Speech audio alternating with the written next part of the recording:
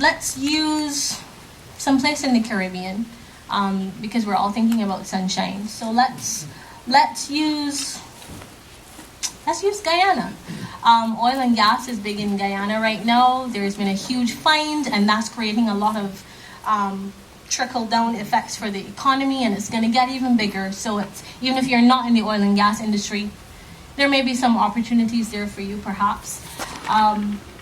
If you want to invest somewhere like that, and you use Barbados to hold your investment, one of the things I know you're going to be thinking about is, okay, well, I'm going to have to pay some level of tax in the jurisdiction where I'm actually investing.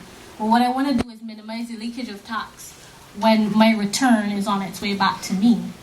So how do we do that with Barbados as your holding company? Well, basically, if we're thinking about Guyana, and Guyana is your investment jurisdiction here at the bottom, when Guyana is remitting dividends up to Barbados, because of the CARICOM Treaty, you don't have an effective withholding tax on those dividends.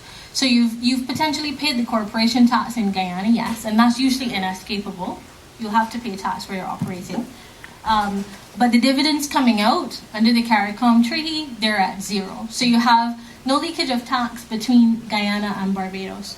Now, when that dividend hits Barbados, you still have no taxation, no corporate taxation on that dividend in Barbados. If we were just to shift for a minute to some other jurisdiction, perhaps it's not in the Caribbean, even without the presence of the CARICOM Treaty, so if it's a non-CARICOM jurisdiction, when your dividend hits Barbados from anywhere in the world, if you have invested through Barbados into a subsidiary that is held 100% by your Barbados holding company, when that dividend hits Barbados, you're not going to suffer any additional corporation tax on that dividend.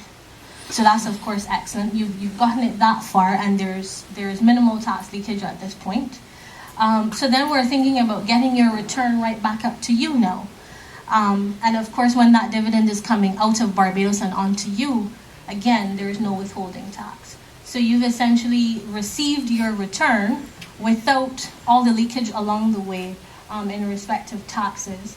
What I do want to mention here specifically for the US is that some of you may be aware that there is a vehicle in Barbados called the Society with Restricted Liability. That's a checkable entity, and that's usually very, very attractive for US investors.